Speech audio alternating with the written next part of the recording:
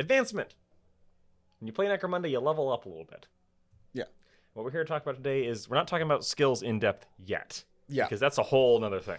Yeah, there's too many skills to put that into one video. And most of them aren't worth talking about. That's true. What we are talking about is the actual mechanics of your guys leveling up, getting better, and improving. And Necromunda calls that advancement. Yep. So, there's two different kinds of advancement. For whether you're rich or poor. There's two different kinds of advancement for whether you are a gang leader, champion, prospect, or Juve, or specialist. Yeah. Or if you're just a normal ganger. Yeah. Let's cover the gangers first, the boring one. Yeah. First things first, experience points, XP. How do you get them? How do you get XP? Well, generally, every mission under the rewards section will have how many XP you get. Almost all of them, with very, very few exceptions, if you show up to a mission, you get an XP. And sometimes you'll get bonus XP, like if your guy does the mission thing, extra XP. Leader of the winning team gets D3 XP. Yep. 1 experience point extra for every champion killed. Yep. Yeah, but usually it's in the mission rewards. Yep. The things that are not listed in the mission rewards are when you knock out, out of action, an enemy fighter. When you directly cause it. Yep. And that's very important because if you down somebody, you seriously injure somebody, and they bleed out the next turn, you don't get points for that. You don't get anything. You have to actually roll the out of action result. You flamethrower a guy, and the fire kills him. Doesn't count. Yep. You knock a guy off a balcony, and he goes out of action because he hits the floor. Doesn't count. Doesn't count. Sorry. You have to be the one to roll the die to kill him. Or coup de grace him. Or coup de grace. Which is if you knock someone down in melee and step on their head to make sure they're dead. Yeah. You get a point for that. Mm-hmm. You get an additional point if that victim is a leader or champion. Correct. And if you fail a nerve test, break, and then rally, which is you get your nerve back, you also get an experience point. Yeah. Which they did some FAQing, but it was possible to cheese that with some stuff. But yes, they FAQ'd it. It's gone. Like most of Necromunda, if you choose to cheese and break it, you can. Yeah. Good for you. Congratulations, you win. And then finally, oh my gosh, it completely left my brain. There's one more. There's one more? There's one more, and I can't remember. Did we say it earlier? I don't remember. Oh, coming back. Please cut that part. The last one is when you are taken out of action. If your opponent rolls an 11, oh right, you get an experience point. Yep. From the experience of having almost died. That one is D3 experience points. D3 experience. Also, don't if you 66 someone, if you kill someone. Yeah, if you straight up kill them, you get a bonus experience. Yes. So those are the ways to get experience points. Yep. Everything else will be listed on the mission that you play. Yep. And so the general gist of that is if you want someone to level up, you need to do things with them. Mm-hmm. You need to get out there and secure kills. That means especially securing kills with melee because stepping on someone guarantees you get that point. It is significantly easier to knock somebody out in melee and then coup de grace them than it is to shoot them and hope that they die to your shot. If you shoot someone and you only roll 1 injury dice because you did a damage 1 weapon, you have a 1 in 6 chance of actually taking them out right then and there. Right. Unless they already have some flesh wounds and blah, blah, blah. Whereas if you take someone out with melee, it's there's 2 seriously injured things in that dice, 3 flesh wound, 2 seriously injured, 1. Yep. So it would be a 50-50 chance of taking someone out. Very good. Significantly better. So if you want your guys to level up quickly, get them into melee, which, depending on your faction, can be more or less good. Or viable. Yes, or viable. Now, you getting experience points, that's one thing. Mm-hmm. Spending them is another matter. Is a whole nother thing. Let's start with the boring one. Yeah. Gangers. Gangers, so that's anybody who has the gang fighter, brackets, ganger, tag, have the most boring and simplistic level up, which is just when you get 6 experience points, whenever you hit 6, you spend them automatically. They automatically spend. You can't bank them. You get a random upgrade. You roll 2d6. And you have that table up? I do. And that table varies from become a specialist, which is pretty good. Double 1s or double 6s, you become a specialist. Yep. And specialists level up in the other way we're talking about. Yes. And everything else on there is a random skill upgrade? So it is weapon skill, ballistic skill, strength, toughness, movement or initiative, willpower, intelligence, or leadership and cool. Those are your 5 options. Yep. Or become a specialist. Yeah, so not even skills. Nope, there's no skills. So just Straight stat stats. boosts. You get to pick between them, Yeah, so they all have 2 options. which is nice because that way if you have a melee ganger, you don't accidentally get shafted into rolling a weapon skill upgrade. Yeah. Or if you're a ranged and you get a +1 strength, it's like, Yeah. cool. Or you could give yourself toughness, which is very good. Yes, always good. And some of those are way better than others. Getting toughness is like the holy grail there. Yeah. As is getting a bonus to your weapon skill or ballistic skill. And then there's leadership, cool, willpower, and intelligence. Which, if you're a normal ganger, all of those suck. Yeah. Well, Which cool's okay. Cool is fine. Which we will talk about in more detail later when we go to picking advancements. Yeah. But in general, gangers just kind of do what they do. Yep. It's a nice bonus. It's worth noting it does also increase the value of that ganger It does. by like 20 credits or something like that. It depends on the upgrade. It varies from 5 to 30. Yep. So that matters when you're bringing your guys because your value of your guys increases and decreases what you bring and all that good stuff. But everybody else, so leaders, champions, Juves and prospects, and specialists, they all get to pick how they spend their points. Right. And it starts off at 3 experience and 5 credits for +1 willpower and intelligence. Yep. Clearly the worst one. All the way up to 15 experience plus 50 credits and choose a random skill from any skill set. Yep. So your guy doesn't have to be a good shooter. He doesn't have to have shooting on his listed skills. He can just pick shooting if he wants to. Yep.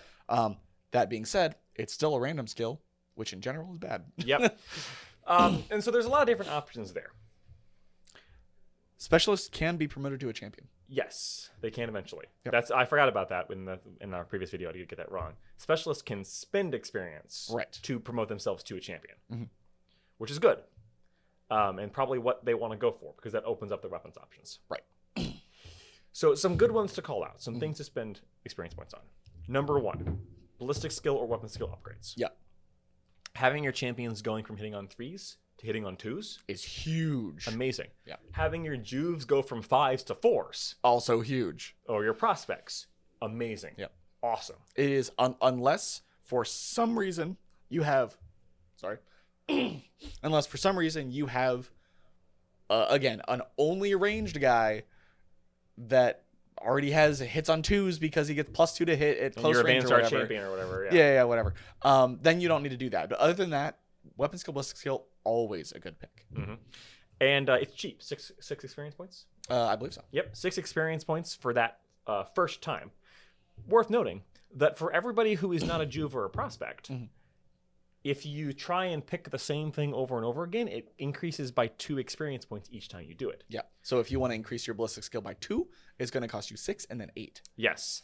So generally, not worth it. Yeah. Prospects and Juves, though, do not suffer from that problem. They have a fast learner. Fast learner is what it's called. Yep. So they can upgrade their weapon skill twice and take no penalty. 6 and 6. It is also worth noting that all of these stats are capped. Yes. There is a cap to every stat in the game. You can't go higher than a 2 up to hit. Right. You can't go higher than 6 toughness. I think that's right. You can't go higher than 4 wounds. You can't go higher than like 4 attacks or something like that. They're all capped, so you can't do things bonkers. Yeah. Other good picks. Cheapest is the weapons or ballistic skill upgrade. Yeah. And from there, it gets more expensive. There is +1 movement at 5, which is debatably useful depending on what you're using them for. That depends a lot on what their role is. Right. So for some things, that's going to be really good. For other things, it's going to be kind of useless. Yeah. If you got a, I keep saying las cannon, but you got a las cannon sitting in the back, he doesn't really need the +1. But you got a Juve, and he's normally speed 6, make him speed 7. That's a fast boy. Melee characters, corpse grinder cults would love. Oh yeah.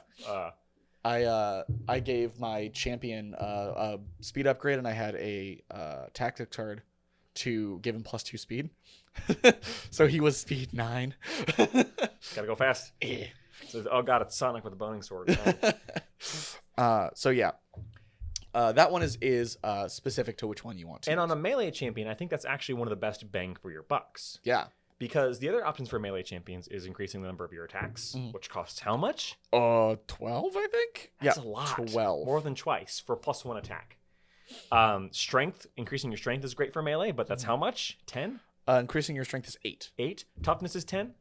Strength and toughness is the same one. Okay, strength and toughness is 8. So those are both amazing, but it costs you 8. Yep. Wounds is 10.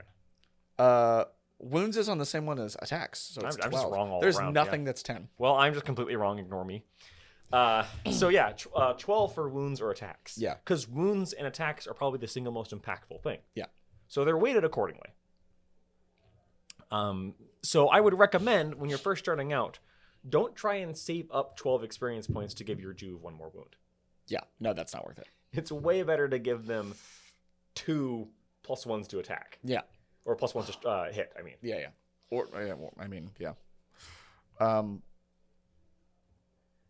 And not even including that, the fact that Juves do upgrade eventually with the more advancements they get means that the cheaper ones might just be better in order to upgrade your Juves. Let's talk about that. It's called promotion. Yep. All the Juves, prospects, and specialists have this. If during the downtime phase of a campaign, so this is kind of weird because downtime happens halfway through. Yep. So according to the base rules, you have to do this before downtime. Yep. Otherwise, it doesn't happen.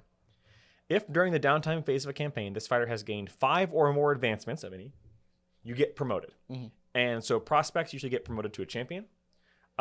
Juves get promoted to a specialist. And that's it. Yeah. Specialists can upgrade to a champion, but it's chosen on the tree that I was just looking at. How much does it cost them? 12. 12. So for a specialist, you might consider saving 12. Yeah. Because really it's good. The only way they're going to upgrade, and becoming a champion is very good. Becoming a champion is very good. Although it doesn't increase their base stats. Yeah, it doesn't increase it. Just increases their weapon pool. Yeah. And if your specialist is somebody who already has a decent weapon, like a grenade launcher, maybe giving them stat upgrades is better. Probably. And, increasing the stats or upgrading your Juves to specialists is very good because it gives them much better weapons. Yeah. And Juves kind of have really crappy weapons. Upgrading your prospects to champions depends on the prospect. My wrecker with a last cutter is happy being a wrecker with a last cutter. It's true. Doesn't need to be a champion to do any better. Yep. But then there's the Vansar one, who is the Goblin Glider, because the champion with a Goblin Glider is terrifying. Yes. The only thing that makes Vansar champions not scary is they're only speed 4. And then there's like some of the other ones, like the Delak one is strange because they're kind of bad at everything, but they're a psyker, but they're still bad at that. So making them a champion doesn't really matter. Yeah. So it highly depends on the game. Now, this is where I'm going to suggest a house rule. Yeah. Which is one we use. This depends a lot on how you play and your campaign structure. We ruled it that it doesn't matter when your Juve hits 5, they can upgrade. Yeah. Because otherwise it has to happen in the first half. Yeah, so you need to. So if I just thought about this, I did the math. Don't worry. If you take the cheapest possible upgrade 5 times, it's 15 experience, and that's still a lot of experience for a Juve to get in 6 games. Yeah. I mean, and that's only taking the worst one, which is willpower or intelligence. And even then, I think you'd cap on it. I guess it depends because you can alternate them. But so yeah, spending 15 points, 15 experience to become a champion and the only thing that becoming a champion would do is grant you a better weapons pool because you don't automatically get the champion stats. Your stats are your stats. Yeah, because your stats stay the same, or else it wouldn't. So you'd be a really smart / willpowered champion that doesn't actually have anything good because you just blew all your experience points. Right. You're still hitting on 5s. So yeah, it doesn't make a whole lot of sense that you can only do it at the halfway point. So yeah, I would recommend. That's a common house rule. That's one we do. Yeah. Is halfway point or something like that, or at any point, maybe after the halfway point. Sure. So people don't upgrade too quickly. Yeah. Something worth noting is that when you upgrade your Juve or prospect, you do have to respect that gang hierarchy rule. Yes. So you have to make sure you still have the minimum number. Yeah, because you immediately go from hierarchy Juve or whatever to hierarchy champion, and the other way around. Prospect to champion. and you need to keep that balance, or else you got to get rid of somebody or hire somebody else. Now, in an effort to encourage promotion of Juves, we are also playing with another house rule for the first time, which is where a Juve or a prospect gets an additional experience point for getting kills. Yes. We'll see how that pans out. We'll let you know. I'm not going to say this is a good or bad idea yet. Yeah, and this is in combination with the other one that we do, an attempt to see what happens when they actually upgrade. Yeah. Which I still think is not going to happen. We only have one more game before the halfway point. Right. Well, that's why we have the other rule. Right. Which is it can happen like at any point. Like even with the house rule, this house rule, it still wouldn't matter if we didn't have the other house rule. Yeah. Just so stupid. Which is kind of interesting. And then finally, I want to shout out, if you have a champion or your leader, they also follow the same rule. But you can't upgrade a champion to a leader unless your leader dies. Yeah. And obviously your leader can't upgrade anything. Right. So getting lots of... And they also usually start on 3s to hit. So you can increase their mental stats, but they usually have the best mental stats anyway. Yep. You can save up and give them wounds, toughness, attacks, strength, which is very good. Very good. Or you can save up, I believe it's 12 experience points to pick a skill from their skill tree that they already have. Yep, I believe it is, in fact... Oh, no, it is not 12. It's 9. 9, right. That's it. It's 9. To pick a skill from a skill tree that you already have. Yep. This, of course, we'll cover this when we get to skills, depends a lot on what skills you have access to. But that can be really, really good. That's usually what I do. I like to get my champions and my leader to hitting on 2s with their chosen style, and then I like to go into skills. That's fair. Because it's cheaper than wounds and attacks, because that's 12. Strength and toughness are pretty good, but depending on what you're doing, not necessarily the best. Yep. But skills can be amazing. Yeah, they can be absolutely busted all the way down to don't even look at that. Right. Don't worry about it. And it depends a lot on what tree you have. If you have access to shooting, there's a lot of good shooting skills. That's like one of the best trees in the game. And in the same vein, for example, the Cotter champions, they're generally better for ranged, but they have only access to melee skills. So they don't really want to take that. They'll just upgrade their stats. So it's, again, very highly dependent on the faction. So yeah, that's short and sweet. But generally, pick what you want your guys to do and spec into that. Yep. And then focus on increasing your hit and wound stats for your prospects to level them up. Getting more kills and not being killed, turns out they're really important. It does encourage you to use your Juves and prospects aggressively. Yep. Don't just have them objective camp. Try and get in there secure kills with melee. Yep. Which is good because it makes an interesting game. And they're supposed to get out there and prove themselves. That's a good point. Thought about it thematically. Yeah. Good job, Josh. If you enjoyed our thematicness, please leave a like, a comment, subscribe, blah, blah, blah, blah, blah, all that good stuff. Next time, I think we're going to start diving into vehicles, but I'm not quite sure on that. We'll let you know. The intro to vehicles is coming up. It might be the next episode. It might not be. We'll see. It depends on when we can get overhead cameras in. Yeah. Until then, I paint my vehicle. Yeah. Until then, I've been Josh. And I've been Mitchell. And we'll see you next time. Bye.